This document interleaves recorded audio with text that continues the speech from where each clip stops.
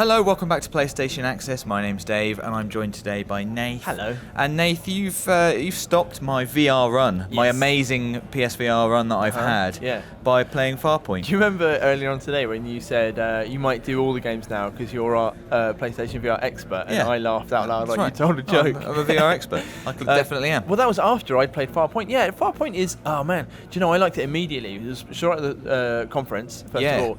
And big showing at the obviously, conference. It did, and obviously the first episode of Star Trek Next Generation is called Encounter at Farpoint. Yes, and I it was is. like, coincidence? Here we go. I don't know, maybe just a little nod, you know. Just a little, yeah, definitely. There's nothing, but it's a sci-fi game. I hope so, anyway, because otherwise, if this stuff's real, that's weird, isn't it? So I was I'm on like a sandy planet, and there's basically spiders, and you shoot them. Yeah. And I really like shooting stuff in VR anyway.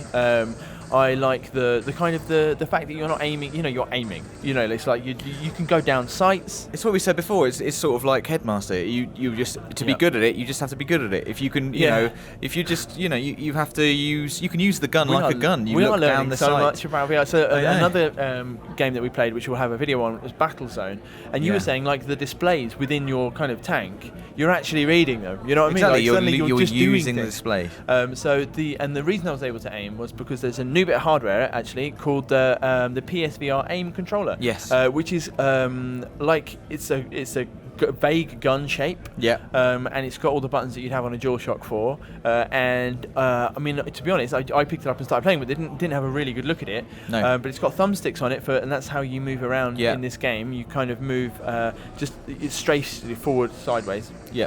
And then if you want to turn, you turn. I know. Like you stand in a different Still, direction. you have to get your head around that, don't you? So you're looking, I did, literally getting my head around the turning. And you lift it up to you kind of feel a bit silly at first, kind of like, can I look down the sights? And then you can, and not just that, Dave, I don't know if you noticed on the screen, you actually get a little holographic, once it knows your eye line is lined up through it, right, it gives you like a little holographic target. I didn't recognise that. Like aiming down sights in COD or something. What I also enjoyed, actually, speaking of looking at panels in the tank, was you were looking at the display on your gun to see how much ammo you had. I did not even think you were doing about that, but I did do that. I did. I've seen that in traditional 2D games for years, and I've never ever have used it. And there you were instantly, like as soon as you felt like you had an actual gun with a display, you were like, I mean, and sorry to kind of talk about another game that isn't this focused, but the Battlezone again, it made me realise there's a radar down here in Battlezone. And you're looking around, and it makes me realise that HUDs are going to be much more subtly integrated into VR games because they are around you, but they're not necessarily pinned to the screen because they don't have to be. That's right. It's unnatural that we don't have HUDs walking around right now. It's unnatural, isn't it? Unless you're wearing some sort of future like a marine suit. or you got like an AR thing. But it was. I mean, it was great. But that's one of the most, like, in a nutshell, that's kind of the amazing thing about VR is that game designers have to put things naturally into places, and then you use them like you would in the real world, and it just works. And it just feels right. Like the experience, there's no barriers between you and what you're trying to do. I think one of the kind of things that we've been talking about with PSVR is the sense of just being in the world and how you look at the games, and like we've been talking about looking at each other playing on on a normal screen and not really being like why is this so good? I'm watching you have an incredible time on Robinson the Journey, or like me on Farpoint. You're kind of going, why? I'm flinching. The spiders, so there's little ones that jump at you, bigger ones that tunnel, and then there's like poisonous ones, and then it ends with like a huge one. But when the little ones jumped at me, you're reacting really physically, and it's because they put you in place so thoroughly. And at one point I had to edge along around a kind of a cliff face. That was brilliant. I was looking down, and I turned to your side. I turned sideways because like Nathan Drake or something, just like good sidestep, edging sideways. I don't know if it helped. I don't know if it helped, but I liked it. And then I had to shoot as well.